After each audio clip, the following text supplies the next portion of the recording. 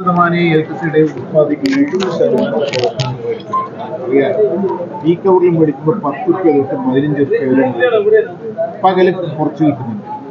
അപ്പോൾ regulatory commission അതെല്ലാം പരിശോധിച്ചിട്ട് നമ്മുടെ ഈ സ്ഥാപനം നിലനിൽക്കുന്ന രീതിയിലുള്ള ഒരു തീരുമാനമുണ്ട്.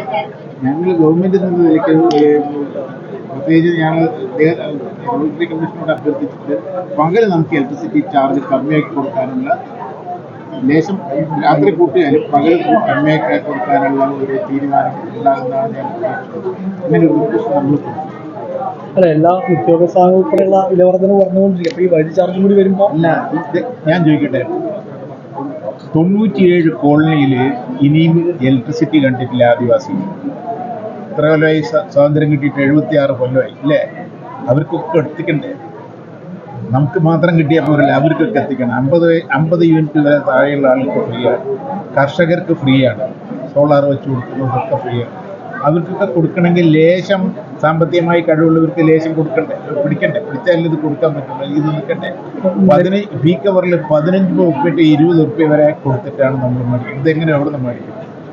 അപ്പോൾ എങ്ങനെ നിശ്ചയിച്ചിരിക്കുന്നത്? ഏകദേശം ഇല്ല, അതിപ്പോൾ റെഗുലേറ്ററി കമ്മീഷനാണ്, നമുക്കതിൽ അധികാരമൊന്നുമില്ല. റെഗുലേറ്ററി കമ്മീഷനാണ്. ഇതിപ്പോൾ നമുക്കുള്ളത് ഒരു ഇലക്ട്രിക് ചാർജ് വന്നപ്പോൾ ഇറക്കുമതി കൽക്കരി നിർബന്ധമായി ഉപയോഗിക്കണമെന്ന് ഇന്ത്യ ഗവൺമെൻറ് ഒരു ഓർഡർ. ഓസ്ട്രേലിയയിൽ പോയി അഡാനി കൽക്കരി എടുത്തു, അത് ചിലവാകുന്നില്ല പറഞ്ഞപ്പോൾ 20% കൽക്കരി.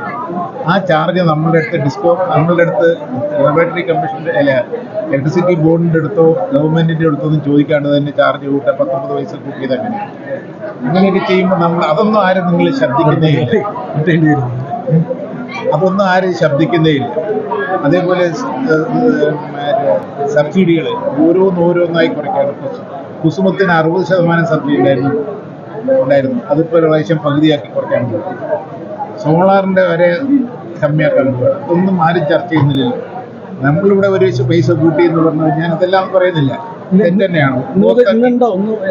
പറയുന്നുണ്ട് വരുന്നതാണ് പ്രതീക്ഷ.